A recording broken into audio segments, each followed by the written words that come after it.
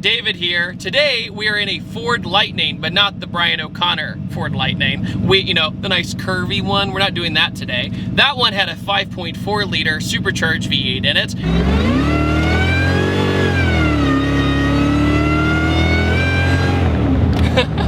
This is the original 1995 Lightning, but it does not have the original motor in it. It's got a Gen 2 Coyote with a 2.9 Whipple on it, so no big deal.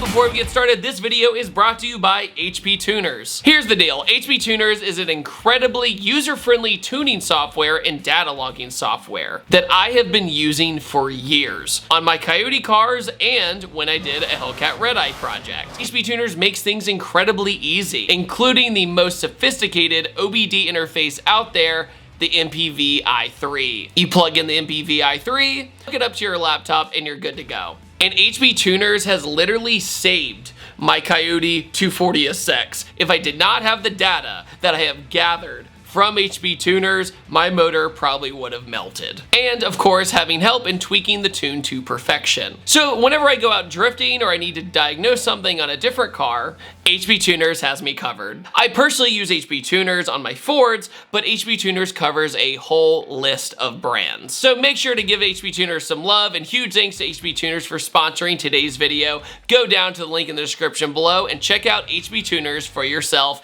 and your project. So Ford Lightning, one of my favorite trucks ever made. It's just so goofy, it's so crazy. The original one that most people think of is the other one. A lot of people kind of forget about this one, but it is a single cab, two-door truck that is just rowdy when you engine swap them because of the wheelbase and everything like that. However, the other Lightning in the 2000s is so revered from the supercharger line and the character that it built. This is my very first time driving the 95, and honestly, first impression, I'm surprised everything looks as good as it does for a 90s Ford interior. All the buttons still work great. Everything is shockingly in good condition. No cracks on the dash or anything like that. So the setup of this truck is you got a Gen 2 Coyote from the Mustang. It is from a Mustang. It's not a truck F150 Coyote. You also have a 2.9 Whipple Supercharger on top of it. So basically get all the boost going right into the motor, and Coyotes love boost. I'm no stranger to it. And this also has the 6R80 6-speed auto, not the 10-speed. The 10-speed is a lot more complicated to swap over. There's a lot more you have to do. And the 6R80 is very much more of a bulletproof, proven, simple transmission. You know it's going to work. The parts are cheaper than the 10-speed, and you can launch the 6R80 without as much of a worry as the 10-speed. The 10-speeds are great for like roll racing and stuff like that, but the 6R80s are awesome for drag racing. Basically, we got a big old bench seat right here, and it just wants to go the entire time. We also got a side exit exhaust on my passenger side that's spitting out that way.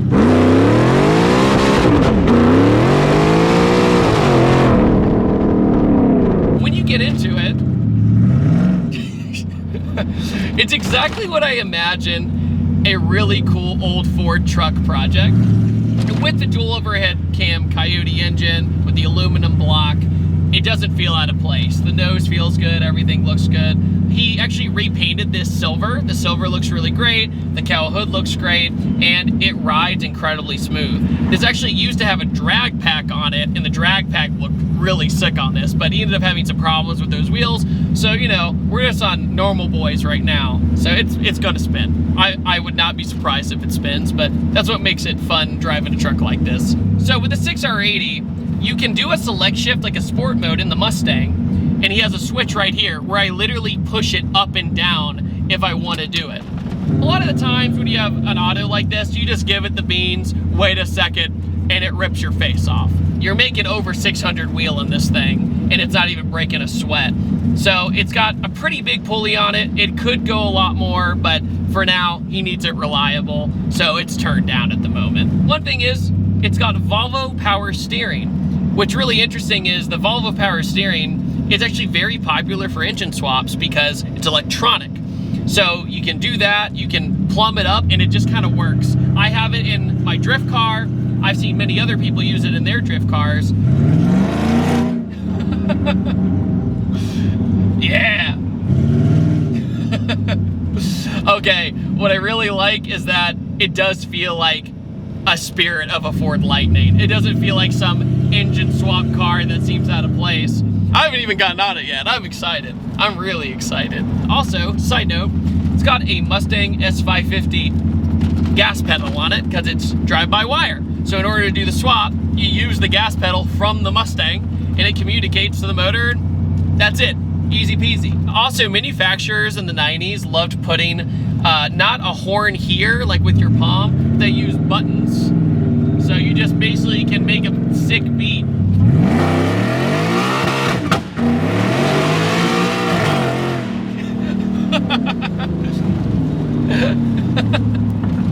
It works.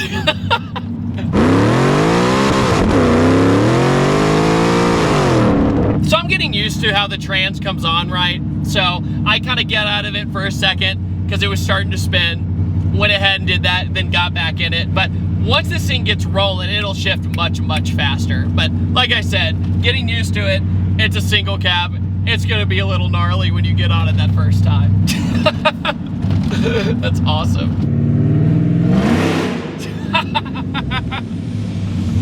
That's what I'm talking about.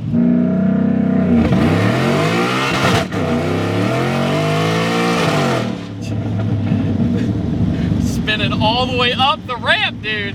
We're still not getting into power. We're spinning and the auto is shifting before we get into power. That's how gnarly this thing is.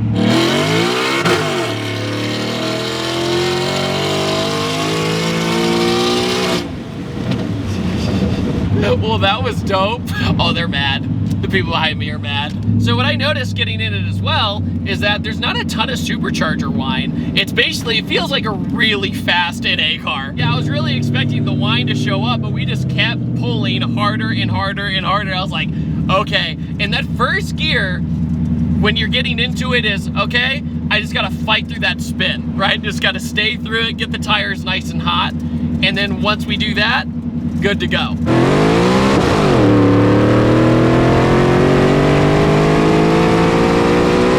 The braking made me a little worried. I knew it was going to stop, but I had my reservations for a second. This truck is not for the weak, that's for sure. A lot of people can probably handle that first spin and first everything, but once it starts rolling, it gives you a pucker factor pretty good. For me, it's fun, but I can definitely see it scaring a lot of people because it starts going real good. This thing turned up would be terrifying. It'd be absolutely terrifying, you know? I think it fits the spirit of the Lightning very, very well. It feels like, in a weird twist of events, a more modern version. You know, the other one has this big blower 5.4.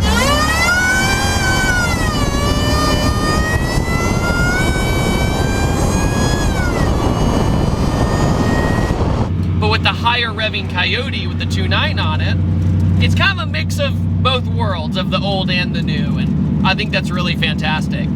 As a cruiser around town and just to be dumb, it's awesome, right? At any moment, you can just get on it, be stupid, and then no one is the wiser afterwards. It's a silver truck driving around town, and they go, oh, it's got an old V8 in it or whatever, because when you Coyote swap things, what's kind of interesting is they don't sound very Coyote-like the Mustangs because the exhaust routing's different. So this does sound like an old truck, you know, in comparison to being in a Mustang or something along those lines. Oh my God, that sounds so good.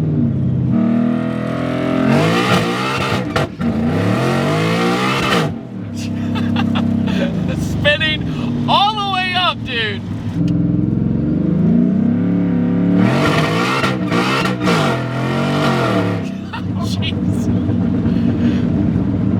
Good truck.